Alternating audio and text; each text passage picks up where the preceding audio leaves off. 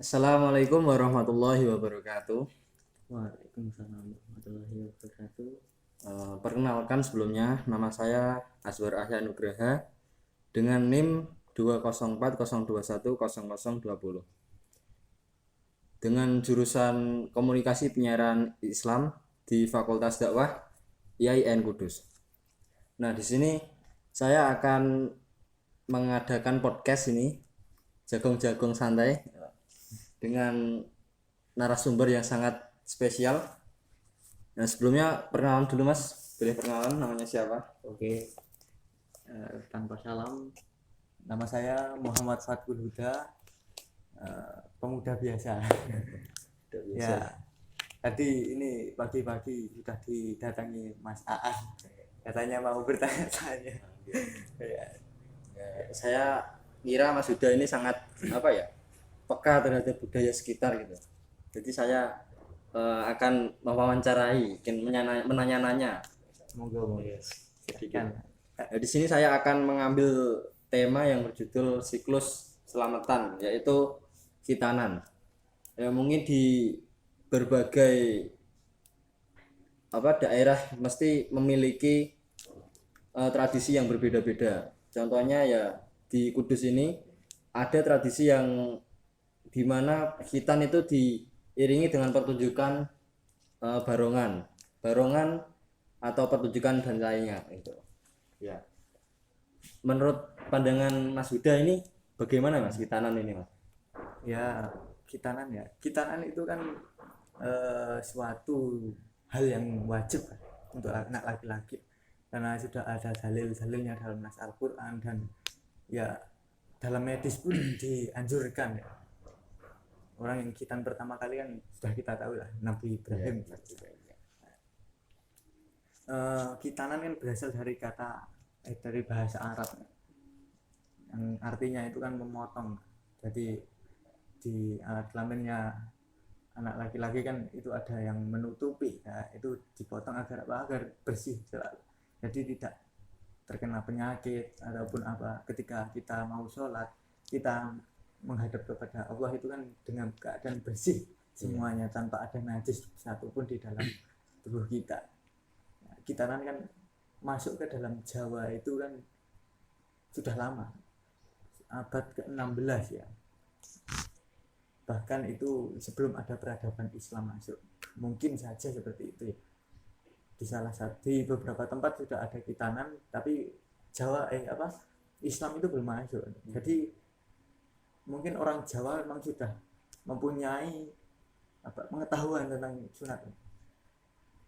Nah, dulu itu kan belum ada dokter spesialis sunat ya. Jadi ya masih ke dukun, ke ahli khitan dan lain sebagainya. Nah, kalau dulu kan tradisinya cara mengkhitannya ada yang menggunakan pisau, itu dibacakan dengan mantra-mantra Jawa dan lain sebagainya. Nah, itu khitanan zaman dahulu kan. Kalau zaman sekarang kan sudah ada dokter, jadi kita pergi ke dokter, terus ada yang kalau sekarang kan sudah ada bau-bau Islamnya. Jadi ketika kita khitan ya dengan diiringi dengan doa-doa Islam lah, misalnya membaca syahadat, al-fatihah dan lain sebagainya, itu kan ada di situ. Nah, itulah seperti itu gambaran khitanan dari zaman dahulu sekarang gitu. Jadi khitan ini berbeda dengan zaman dahulu ya Mas, sudah modern gitu ya. Ya, dengan perkembangan zaman lah, namanya budaya kan selalu berkembang ya, walaupun memang budaya itu hadir dari diri manusia ya. Di setiap manusia kan memiliki suatu pemikiran yang berkembang terus ya. Jadi budaya memang berkembang, jadi tidak hanya seperti itu terus, tapi ada perkembangan. Kalau zaman dulu kan ada yang langsung ingin mengkhitankan anaknya di umur 5 tahun, 6 tahun dan lain sebagainya. Tapi kalau sekarang kan mungkin di umur 10 tahun sampai 15 tahun. Karena ada juga kan anak yang takut sih di kita. Nah, kalau Mas Aan dulu takut apa? Kalau saya itu jujur Mas dulu memang takut. Tapi nggak apa-apa. Ya, itu kan suatu suatu yang kan halal wajib. kewajiban Nah, bagi seorang muslim kewajiban untuk membersihkan diri kita supaya itu ketemu Tuhan ya suci, tidak ada najis. ya, saya lihat-lihat ini seiring berkembangnya zaman, berkembangnya teknologi, saya melihat khitan itu dulu kan ada tradisi mas biasanya. Tradisi ada barongan dicaplok gitu. Iya. Nah seiring perkembangan zaman ini saya melihat sudah tidak ada itu tradisinya, agak menghilang gitu mas. Bagaimana pendapat anda mas? Oh gitu. Nah, jadi gini ya, barongan seperti yang di desa Mas Aan Oh ya. di desa Darsalam, barongan itu kan apa ya, memang dihadirkan untuk menghibur. Pertama-tama untuk menghibur, karena apa? Karena mungkin saja anaknya kan takut sih. Anaknya takut ketika dihitan, lemes, terus apa berkali-kali pingsan ataupun sebagainya. Ya itu kan dihadirkan barongan untuk menghibur kita. Untuk apa ya? Jadi kita lebih terhibur karena barongan kan menghibur lah. Nah, disitulah apa ya? Suatu penghitanan ini kan menjadi lebih menenangkan ya. Bahwa anak-anak yang takut ini ditenangkan dengan adanya barongan, di apa ya, diisi dengan tawaria dan lain sebagainya, riuh ramaian dan lain sebagainya, itu untuk menghibur lah. Nah, kalau dipandang dari corak apa filosofisnya, barongan ini kan suatu simbolik dari kemakmuran, kebahagiaan. Nah, ini kan barongan ini hadir dari kaum-kaum Jawa kuno dan Bali ya. Memang terkenal masyhur barongan itu menjadi lambang suatu apa ya, kebahagiaan, kegembiraan. Nah, barongan ini kan apa ya, dulu itu dikisahkan sebagai seorang pemimpin panglima perang untuk melawan iblis-iblis. Jadi di sini barongan, kenapa barongan sering dipentaskan ketika khitan. Jadi harapannya orang anak-anak yang sedang dihitan ini besok bisa menjadi sosok yang apa, mampu menjadi pemimpin atau panglima perang melawan kejahatan-kejahatan. Jadi itulah makna yang kita apa, makna yang bisa kita sharing atau kita dapati dari tradisi barongan. Berarti jadi intinya di suatu tradisi pasti ada makna tersendiri gitu mas. Memang ada, jadi ada suatu nilai-nilai yang terselubung. Jadi kita tidak boleh menjustifikasi itu langsung, itu salah, tradisi itu salah, tradisi ini salah, terus ini itu tidak ada dalam apa ya, ajaran kita, tidak ada dalam suatu pemikiran kita, tidak ada dalam, tidak bisa begitu kita menjustifikasi seperti itu, karena kita tidak tahu bahwa tradisi mengandung makna yang lebih dalam. Ya banyaklah tradisi-tradisi yang berbau-bau Jawa tapi itu mengandung suatu nilai-nilai religiusitas kepada Tuhan yang lebih tinggi. Ada yang disebarkan dari Sunan Kalijogo, dari Sunan Kudus, Sunan Muria, itu banyak sekali. Jadi kita tidak bisa langsung menjustifikasi bahwa ini adalah suatu kesalahan. Contoh barongan tadi, bahwa jangan menjustifikasi bahwa barongan wah ini bukan tradisi Islam. Islam tidak ada seperti khitanan ya khitanan wes bar ya. Jadi apa, tidak harus itu. Jadi kita ya menilik nilai-nilai yang terkandung saja. Jangan langsung wah salah itu tidak boleh seperti itu ya.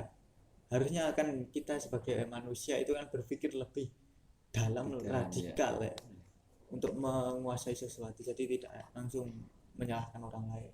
Nah itulah pentingnya budaya di situ. Terus di khitanan kan juga ada makna-makna simbolik lainnya sih. Ada ketika selamatan dulu ya, pasti kan orang-orang Jawa kan ada selamatan juga di khitanan, kendurinan dan lain sebagainya. Nah itu kan banyak simbolik ketika ada dijajarkan disajikan makanan-makanan kenduri itu. Misalnya ada jenang itu kan ada yang warna merah, ada yang warna putih, terus ada yang campuran dari warna merah putih. Ada juga satu yang cukup aneh dari sekam padi, itu ada juga yang, nah itu juga ada maknanya. Jadi jangan sembarangan bahwa kita itu sepele, jadi ada maknanya tersendiri. Misalnya ada yang dari beras ketan itu melambangkan kesucian, jadi ketika ada selamatan dan ada beras ketan itu berarti keselamatan itu ya atau kendurian ini diharapkan menjadi suatu gerbang kesucian. Jadi doa-doa dipanjatkan itu menjadi suatu lambang kesucian gitu. Jadi tidak hanya serta merta iki beras ketan tok, jadi gak ono nilainya apa-apa, padahal itu ada itu. Terus dari jenang tadi ada yang warna merah itu kan melambangkan ayah bapak gitu. Jadi bagaimana caranya kita menjadi kalau di khitanan berarti kita bagaimana cara kita berbakti pada seorang ayah. Kalau putih itu ibu kita. Jadi bagaimana cara kita mengasihi, menyayangi. Nah, kalau bapak kan tadi bagaimana kita bertegas diri, bagaimana cara menghadapi masalah-masalah, melambangkan keberanian gitu ya Mas. Terus disambungkan menjadi satu ketika campuran merah putih itu kan berarti kan bagaimana itu filosofisnya kan bagaimana cara kita untuk menghindari dari mara bahaya. Jadi kan mara bahaya dihindari dengan apa? Dengan kasih sayang dan ketegasan dan penyelesaian masalah. Itu jadi gabungan dari ibu dan bapak itu ya. Jadi itu ada filosofinya sendiri-sendiri. Terus yang dari sekam padi itu kan ada, dari sekam padi kan diibaratkan atau dilambangkan sebagai paru-paru. Kenapa paru-paru? Karena paru-paru itu adalah suatu organ pokok dalam diri manusia. Karena kalau nggak ada paru-paru manusia tidak bisa bernapas ya. Jadi dilambangkan dengan paru-paru berarti suatu keutamaan yang harus dicapai ya, suatu keutamaan yang harus dijaga. Jadi orang-orang yang anak-anak yang sedang dihitan dan diselamati seperti itu berarti diharapkan menjadi sosok yang bisa menjaga sesuatu yang utama. Contohnya yang utama itu misalnya sholat kan keutamaan, terus Pancasila, kita sebagai warga negara Indonesia kan Pancasila sebagai keutamaan kita, apalagi rukun Islam dan lain sebagainya. Itu kita sebagai anak-anak yang dihitan harapannya itu waktu itu harapannya kan untuk menjaga keutamaan, berani menyelesaikan masalah dan bisa mengkasih sayangi sesama. Nah itulah yang disimbolkan, nilai-nilai dari selamatan itu diharapkan kemudian hari bisa direalisasikan oleh anak ini. Nah itulah makna-makna simbolik dari suatu selamatan di khitanan. Jadi kita harus, jika kita bisa itu harus menjaga budaya-budaya yang telah ada di masa lampau. Boleh saya menambahi lagi? Oh gimana Mas Yuda? Terkait tadi ya, saya belum menjawab yang bagaimana pendapat saya tentang kok sekarang tidak ada tradisi. Oh, iya. Nah, menurut pendapat saya, ya itu wajar saja karena budaya sekarang itu budaya orang-orang berpikir modern. Karena apa? Karena ya memang suatu siklus itu kan bisa berubah-ubah. Kalau kata Ronggo Warsito itu cokro manggilingan. Itu cokro manggilingan itu kan suatu perputaran. Hidup itu berputar, tidak hanya stagnan. Jadi ketika kita berada di zaman sekarang ya jangan menyalahkan bahwa ada orang yang meninggalkan budaya itu. Misalnya saya meninggalkan budaya tadi barongan tidak ada, besok saya ketika punya anak laki-laki dan menghitankan dan tidak ada budaya barongan ya saya tidak bisa disalahkan. Karena apa? Karena itu siklus ya, budaya sekarang itu berbeda dengan budaya yang lalu. Jadi jangan mengatakan bahwa kita itu tidak menguri-nguri budaya, tapi memang budaya itu kan hadir ketika manusia itu berpikir dan memiliki gagasan-gagasannya. Dan ketika manusia modern gagasannya seperti ini, beda dengan gagasan orang-orang yang zaman dahulu. Jadi kita tidak bisa menyalahkan bahwa wah ini sudah meninggalkan budaya, wah ini sudah meninggalkan budaya. Ya tidak bisa begitu. Bahkan kita saja selalu menggunakan bahasa Indonesia, bukan bahasa Krama Inggil ataupun bahasa Jawa. Itu bisa dikatakan meninggalkan budaya Jawa kalau begitu. Soalnya kan orang Jawa harusnya bisa bahasa yang Krama, bisa setiap hari-harinya loh ya, bisa Krama Inggil. Nah, kenapa kok hanya seperti budaya yang seperti barongan dan lain sebagainya yang dianggap meninggalkan? Nah, kita saja tidak menggunakan bahasa Krama Inggil dalam kehidupan sehari-hari. Berarti kan kita sudah meninggalkan budaya. Kita menggunakan bahasa Indonesia lebih banyak ya. Maka dari itu kita tidak bisa menganggap bahwa wah ini meninggalkan budaya ini, ya tidak bisa karena ini sudah berpikir modern. Orang-orang sudah pemikirannya modern, tidak bisa kita haruskan orang ini untuk berpikir secara zaman dahulu lagi, ya boleh apa ya, tidak ada yang melarang bahwa kita menguri-nguri budaya, tapi memang itulah siklus kehidupan ya dia. Budaya sekarang beda dengan budaya yang dulu. Bisa Itu dikaitkan dengan zaman dulu kan ada tradisi ya, tradisi budaya memakan itu, Rasulullah itu memakai 3 jari. ya, Kalau diterapkan pada zaman sekarang itu kan mungkin agak mustahil ya mas, soalnya kan sekarang udah ada mie kuah gitu kan, ya, mustahil juga kalau pakai ya 3 itulah. tangan gitu ya mas. Ya memang itulah perkembangan budaya. Jadi perbedaan kehidupan di zaman dulu dengan sekarang itu yang mempengaruhi perkembangan budaya. Jadi kalau sekarang kita makan bubur pakai 3 nasi ya enggak selesai, enggak kenyang-kenyang, malah kesel. Iya mas. Ya itulah apa ya. Jadi apa ya? Perkembangan budaya itu juga terhadap pengaruh kehidupan yang di sekitar kita. Jadi itulah ya, kita harus menguri-nguri budaya, kita harus bisa menjaga budaya itu, tapi tidak selalu untuk melakukannya gitu loh. Jadi seperti ini kita membicarakan hal-hal ini itu juga menguri-nguri budaya, walaupun kita tidak melaksanakan upacara barongan ataupun sebagainya atau selamatan dan lain. Ya kita berbicara seperti ini ya menguri-nguri budaya, karena pembicaraan seperti inilah yang nanti akan memberikan pengetahuan yang luas bagi orang-orang layak umum, orang-orang banyak. Jadi jangan memandang bahwa orang yang menguri-nguri budaya itu yang melaksanakan, tapi berbicara seperti ini pun menguri-nguri budaya. Jadi kita jangan berpikiran sempit tentang budaya itu apa, karena budaya itu luas, mencakup keseluruhan, bahkan budaya baik atau budaya memberi itu juga budaya. Jadi tidak hanya suatu kesenian saja ya. Jadi itulah budaya itu. Ya mungkin sekian cukup dari penjelasan dari Mas Huda. Mungkin kita bisa menjaga budaya itu dengan selalu mengingat dan mengajarkan kepada generasi-generasi pada zaman modern ini. Mungkin pada pembahasan podcast kali ini saya cukupkan.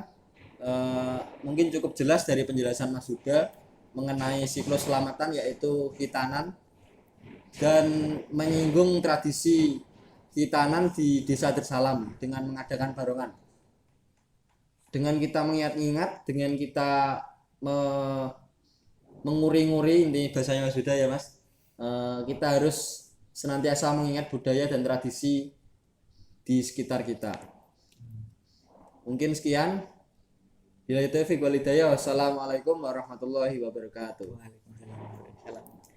Terima kasih Mas. Siap.